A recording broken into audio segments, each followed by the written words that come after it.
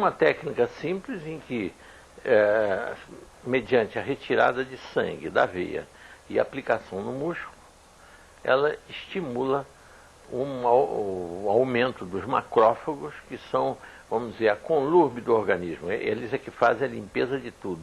Elimina as bactérias, os vírus, as células cancerosas, chama neoplásicas, faz uma limpeza total. Elimina inclusive a fibrina, que é o sangue coagulado.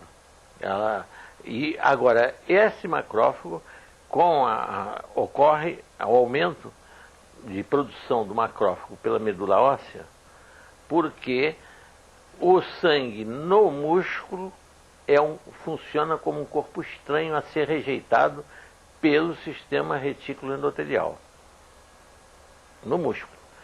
Enquanto houver sangue no músculo, o sistema retículo endotelial está sendo ativado. E só termina essa ativação máxima no fim de 5 dias. O número de macrófagos normais, a taxa normal é de 5% no sangue. Com a autohemoterapia, nós elevamos essa taxa para 22% durante 5 dias. Do 5º ao 7º dia, começa a declinar porque o sangue está terminando no músculo. E quando ele termina, volta aos 5%. Daí a razão da técnica de determinar que deva ser repetida de 7 em 7 dias. Essa é a razão do funcionamento. Como funciona a autohemoterapia? É um método de custo baixíssimo, basta uma seringa, pode ser feito em qualquer lugar, porque não depende nem de geladeira, de nada, simplesmente porque o sangue é tirado no momento e aplicado no paciente. Não há trabalho nenhum com esse sangue, não há nenhuma técnica a ser aplicada nesse sangue. É apenas uma pessoa que saiba pegar uma veia e saiba dar uma injeção no músculo. E uma seringa para fazer a retirada do sangue e a aplicação no músculo. Mais nada. E resulta num estímulo imunológico poderosíssimo. Então, realmente, é uma coisa que poderia ser divulgada, usada em regiões sem recursos, em que as pessoas não têm condições de pagar estímulos imunológicos caríssimos, como, por exemplo, os feitos de medula óssea, que se faz medicamentos. Eu não posso dizer o nome do medicamento, porque não estou fazendo aqui propaganda, mas é um medicamento caríssimo que se usa para produzir o mesmo efeito da autohemoterapia, que é um lisado de timos, de vitela, que foi fabricado, e isso eu posso falar, é um lisado de timos de vitela. Tem um nome de fantasia, mas na realidade a essência do produto é um lisado de timo de vitela. O timo de vitela submetido a um fermento digestivo que se transforma num medicamento, mas é de custo muito alto, enquanto que a autohemoterapia produz o mesmo efeito a custo baixíssimo. Então e portanto podendo ser usado em todas as camadas da população, né, sem nenhum problema. Aí essa é que é a grande vantagem.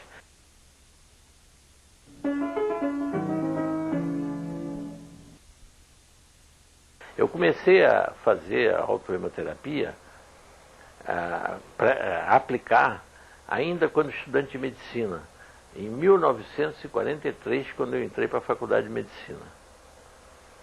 Eu entrei para a Faculdade Nacional de Medicina, que era na Praia Vermelha. E meu pai era professor dessa mesma faculdade. E ele era também chefe da enfermaria da Santa Casa, e era cirurgião geral. E ele me mandava, primeiro me ensinou como tirar sangue e aplicar no músculo, e ele me mandava para casa de todo paciente que ele operava. Eu tinha que ir na véspera da internação na Casa de Saúde de São José, onde ele operava, aplicar no paciente 10 ml de sangue, e depois, 5 dias depois, ele não esperava cair a taxa zero não.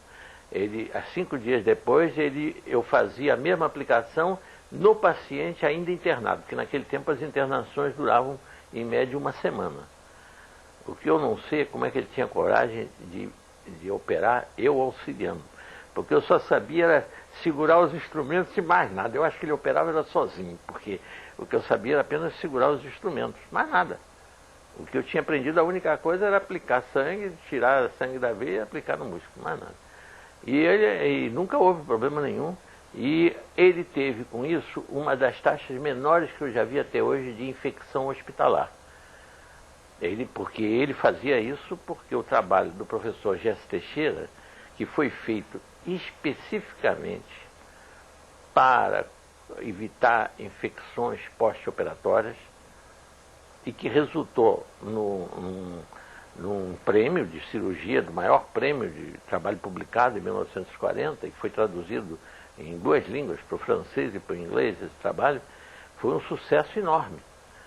O trabalho de Gesso Teixeira. Meu pai usava essa técnica porque ele tinha lido o trabalho de Gesso Teixeira.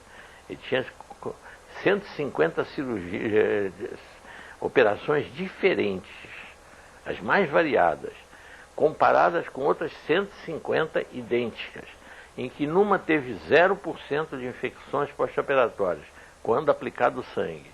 E na outra, em que ele não aplicava, a título de contraprova, ele não aplicava o sangue. As mesmas cirurgias, as mesmas operações, ele teve 20% de infecções.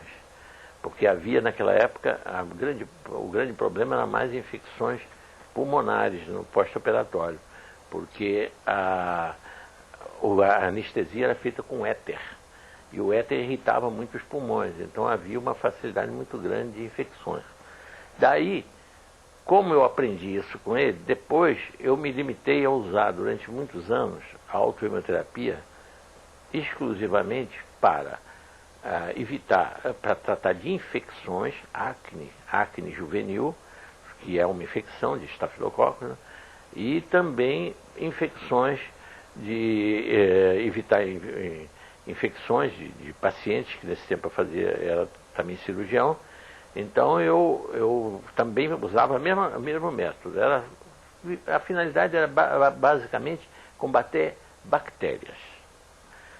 Só a partir de 1976 é que eu passei a usar uma amplitude muito maior, graças a um médico, Dr. Floramante Garofalo, um ginecologista, que era assistente do diretor do Hospital Cardoso Fontes, em Jacarepaguá, e que era a pessoa que mais conhecia equipamento hospitalar do Brasil. Então ele já estava aposentado, tinha 71 anos, e ele foi chamado pelo Dr. Amauri de Carvalho, que era o diretor do hospital, para equipar o hospital, porque o hospital tinha sido um sanatório de tuberculose, e foi transformado no hospital geral. Então precisavam as clínicas todas serem equipadas. E ele foi ser assistente do diretor. E eu era também assistente diretor. Um dia, o professor Garofalo, o Dr. Garofalo, ele, vamos dizer professor mesmo, porque ele merecia ser chamado de professor. Ele chega se queixando de uma dor, uma dormência que ele estava sentindo na perna, quando caminhava, fazia uma caminhada de 100, 200 metros, tinha que sentar na rua, no meio fio, porque não conseguia mais andar. E eu então disse para ele, olha, Garofalo, você tem que ser examinado por um angiologista, e nós temos um excelente aqui, chama-se Dr. Antônio Vieira de Mello, um excelente angiologista. É até primo irmão daquele Sérgio Vieira de Mello, que morreu lá no Iraque. Então, ele vai ter que examinar essa perna. Ele examinou, primeiro com o aparelho, e disse, há uma obstrução na